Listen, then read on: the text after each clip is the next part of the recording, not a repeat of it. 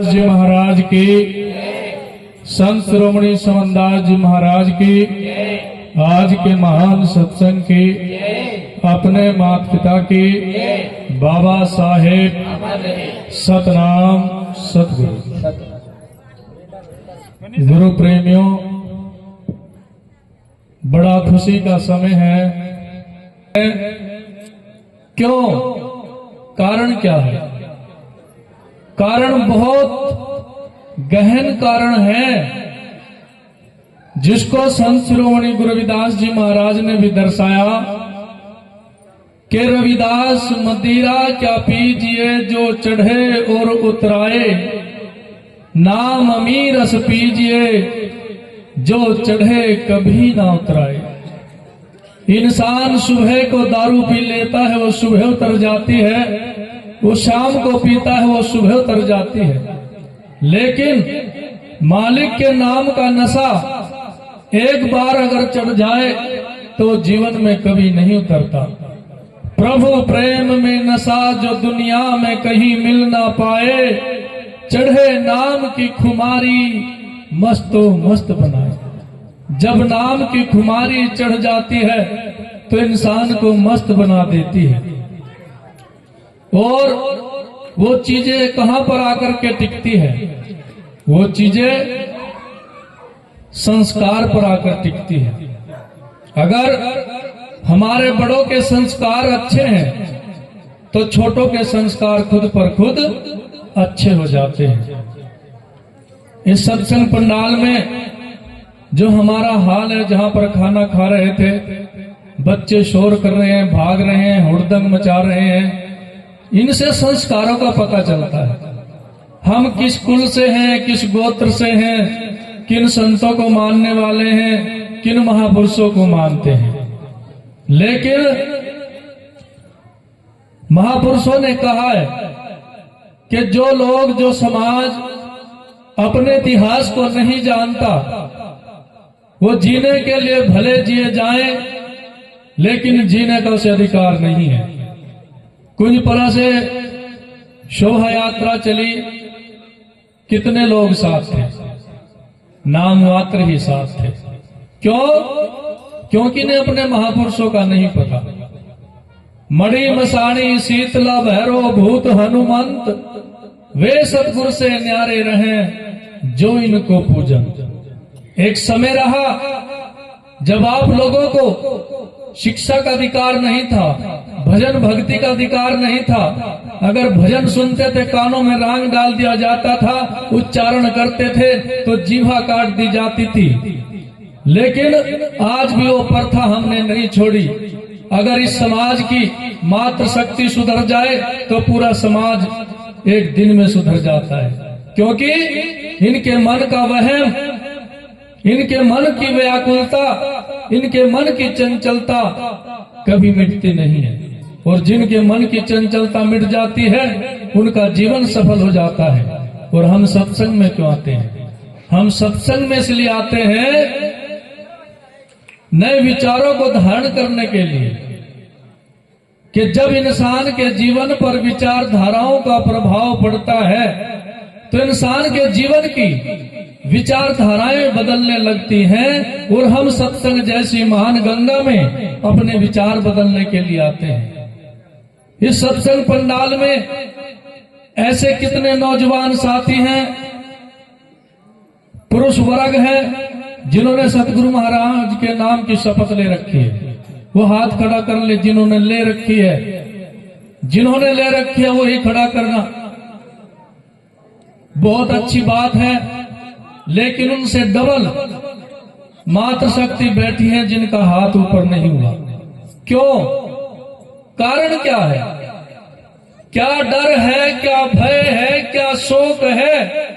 गुरु प्रेमियों, गाना बजाना ही सत्संग नहीं है। क्यों? गाना तो एक मन का रिझाना है। लेकिन जब सतगुरु समनदास जी महाराज उपदेश किया करते थे, प्रवचन किया करते थे, तो अपने प्रवचनों में बहुत से जीवों पर ऐसी दया करी कि वो उसी समय गुरु महाराज के चरणों में नतमस्तक हो जाते थे। सब कुछ आडंबर छोड़ करके अपने गुरु के चरणों में झुक जाते थे। बड़े बड़े राजा महाराजा संत शिरोमणि गुरु रविदास जी महाराज की शरण में आए। वो क्यों आए? क्योंकि उनको पता था कि संत शिरोमणि सतगुरु रविदास जी महाराज जगत के ऐसे निर्गुण धारा के संत हैं जो जन्म मरण के बंधन काट देते हैं।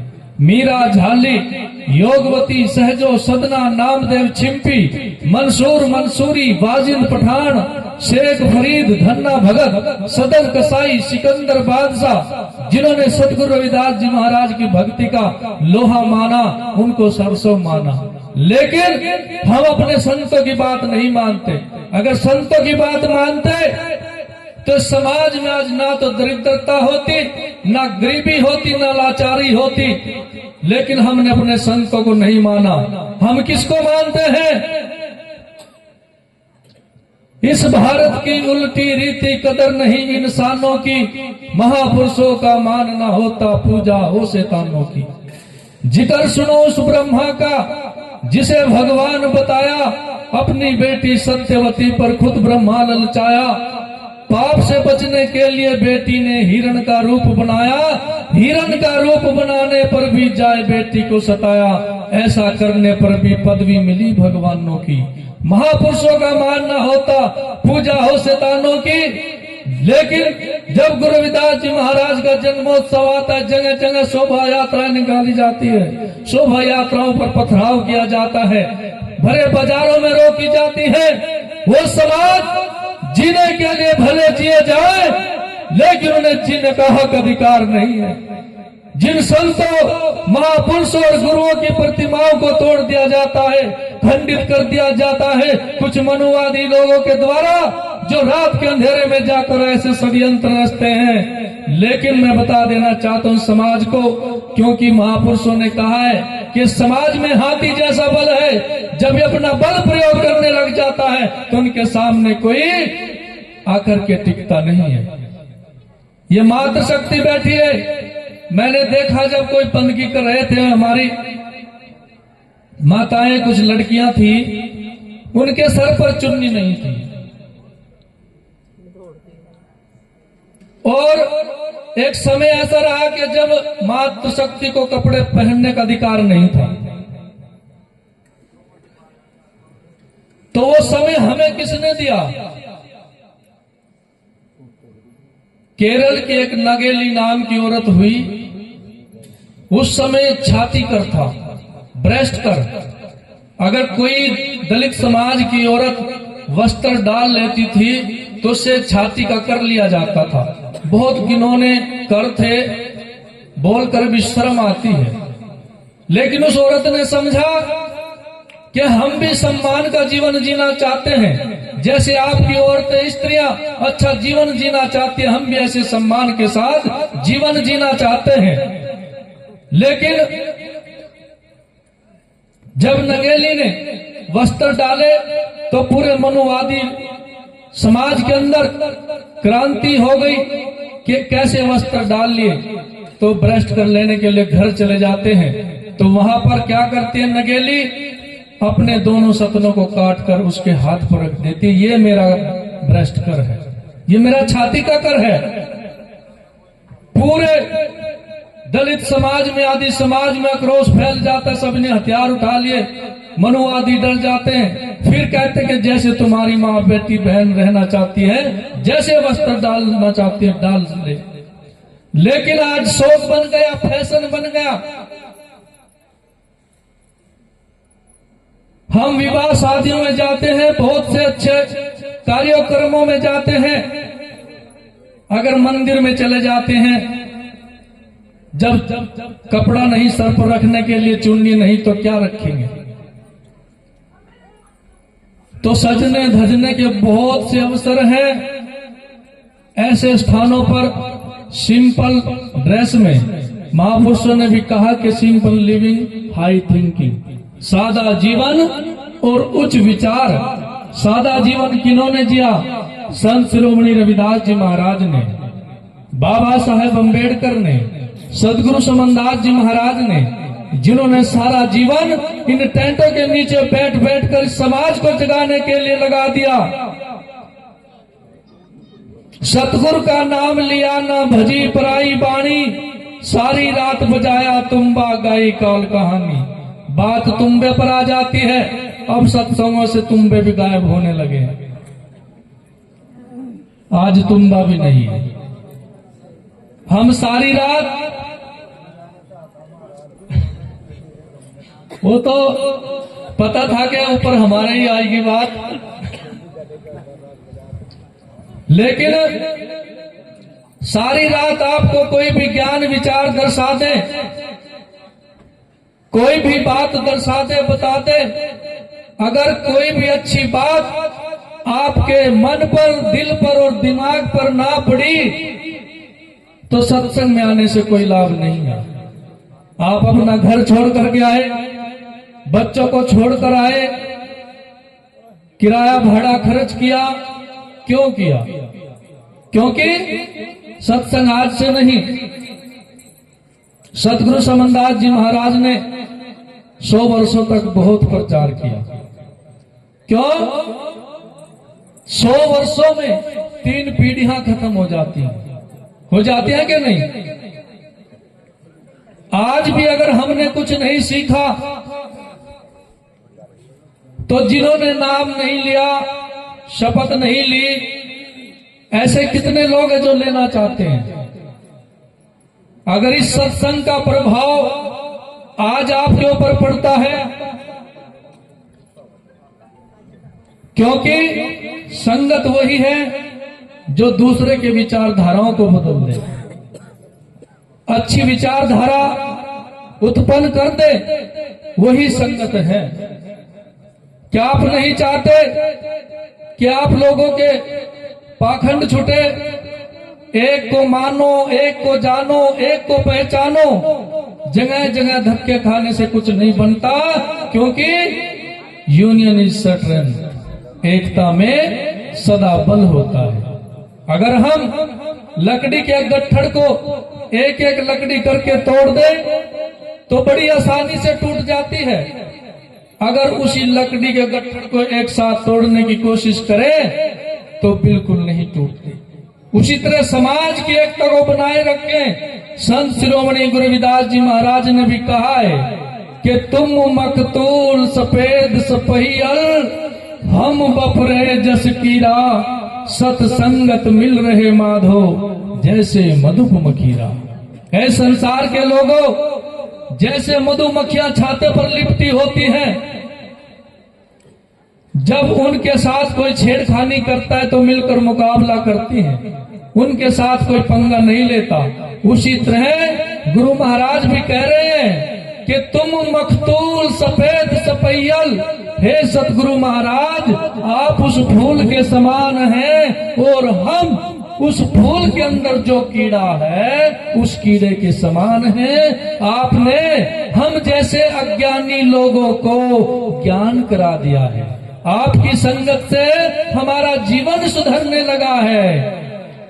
तुम मखतूल सफेद सपैयल, हम बपरे जस कीरा, सत्संगत मिल रहे माधव जैसे मधुप मखीरा। जैसे वो मधुमक्खियां उस शहद की सुगंधी से लिपटी रहती हैं, उसी तरह आप भी इकट्ठा हो और समाज के ऊपर जो जुल्म अत्याचार होता है उसका दमन करने के लिए आप लोग इकट्ठा हो। इस समाज के ऊपर जुल्म और अत्याचार क्यों होते हैं? क्यों? क्योंकि जिस समाज के अंदर MP MLA मिनिस्टर नेता पैदा ना हो, उस समाज की बहन बेटे को कभी हक नहीं मिलता। इसलिए अपनी सत्ता बनाइए, मजबूत बनिए, कठोर बनिए। अगर आपके बच्चे गलत संगत में हैं, उनको समझाएं, उनको प्यार से समझाएं, उन्हें स्कूल भेजें, उनका मार्गदर्शन करें। स्कूल में जाइए, बच्चा स्कूल जाता है कि नहीं जाता है, कहाँ पर आता है, वो माँ बाप का फर्ज है। ये नहीं कि बच्चों को जन्म देना ही गृहस्थ है, क्योंकि बाबा साहब ने कहा है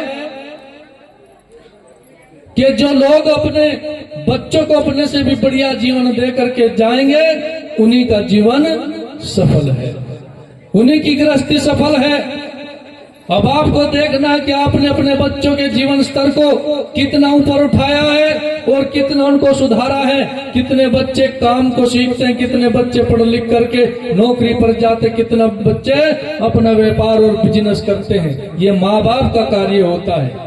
बाबा साहब अम्बेडकर जिन्होंने समाज के लिए अपनी संतानें कुर्बान कर दी, आज इस अम्बेडकर युवा सभा में के अंदर जो बच्चों ने कार्य किया है, पहले तो मैं उनको ही कहूंगा, अगर आप गुरुमुखी नहीं हैं तो आप भी गुरुमुखी बनिए। बड़ी अच्छी बात है आपने मिलकर के ये कार्य किया, भंडारे का आयोजन किया, संगत को बुलाया, बहुत अच्छी बात है। लेकिन आप भी उस प्रक्रिया से अछूते ना रहे, आप भी विचार कीजिए। अगर विचार नहीं किया तो सत्संग का शायद कोई मायने और अर्थ नहीं होगा। आप भी सुधरने की कोशिश कीजिए, क्योंकि बाबा साहब ने बहुत संघर्ष करके जो ये अम्बेडकर भवन है, आप लोगों को पता है कैसे मेहनत और संघर्षों के साथ आपको जमीन मिली है, कैसे यहाँ पर ये भवन बना है, आप लोगों को पता है। कितने झगड़े हुए, कितनी गोलियां चली, इस बात का वो लोग जानते हैं, जो बड़े बुजुर्ग हैं उनको पता है कैसे जगह आप लोगों को मिली है। इसलिए इकले बाबा साहेब अम्बेडकर 500 ग्रेजुएट लोगों के बराबर थे।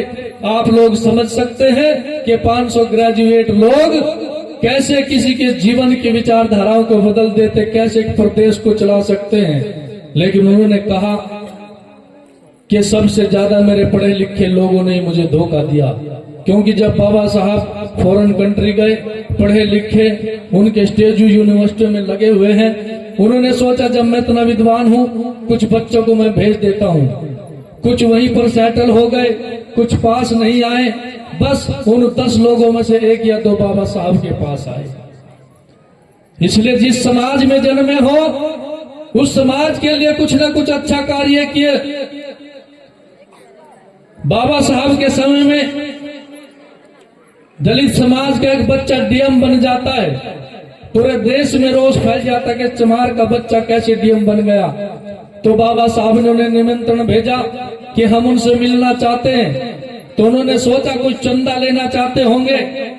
तो बाबा साहब पढ़ रहे थे, उन्होंने नजर उठाई तो उन्होंने कहा कि जिस गांव से आप आए हो, जिस समाज से आप आए हो, उस समाज की गलियों में महीना 2 महीनों में आपको घूम करके आना है, ताकि माँ की नजरों में ये लगे कि मैं भी अपने बच्चों को इसकी तरह डीएम बनाना चाहती हूँ, इसकी तरह अधिकारी बनाना चाहती हूँ। ऐसा जज्बा अपने बच्चों के अंदर डालिए। किसी समाज की प्रगति का कब पता लगता है? उस समाज की औरतों की एजुकेशन कितनी है, उस समाज की प्रगति का पता लगता है। जिस समाज के अंदर औरतें अनपढ़ हो, वो समाज ज्यादा तरक्की नहीं कर सकता। इसलिए आज इस सत्संग के माध्यम से आप सभी लोगों को यही निवेदन है कि आप पढ़ने की कोई उम्र नहीं होती, मानते हो कि नहीं? पढ़ने की कोई उम्र नहीं होती। अगर घरों में आपके बच्चे पढ़े लिख के अपने माँ बाप को पढ़ लिखना जरूर सिखा सकते हैं। जब बुद्धि विकसित हो जाती है, डेवलप हो जाती है, तो बड़ी आसानी से वो शब्दों को पकड़ते हैं और बड़ी जल्दी सीखते हैं। सीखने की कोशिश रखे, आजीवन विद्यार्थी रहे। जब तक भी आप कुछ ना कुछ सीखेंगे, आजीवन विद्यार्थी रहे, कुछ ना कुछ सीखते रहे। तो इस मंच के माध्यम से मैं ज्यादा ना कहते यही कहूंगा कि आप अपने बच्चों की शिक्षा पर ध्यान दें और सत्संग जैसी महान गंगा में गोते लगाते रहिए। बोलिए जगत गुरु रविदास महाराज की, सदगुरु समनदास जी महाराज की, आज के महान सत्संग की